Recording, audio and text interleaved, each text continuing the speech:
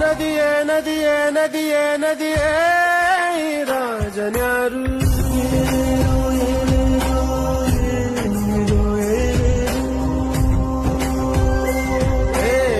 ವಿಧಿಯೇ ವಿಧಿಯೇ ವಿಧಿಯೇ ವಿಧಿಯೇ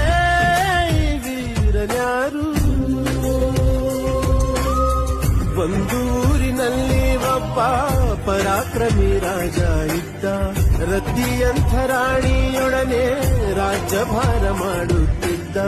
ತಾನು ತನ್ನ ಪ್ರಾಣನೇ ಪಣವಾಗಿರಿಸಿ ಕಾಪಾಡೋ ಶಾಂತಿ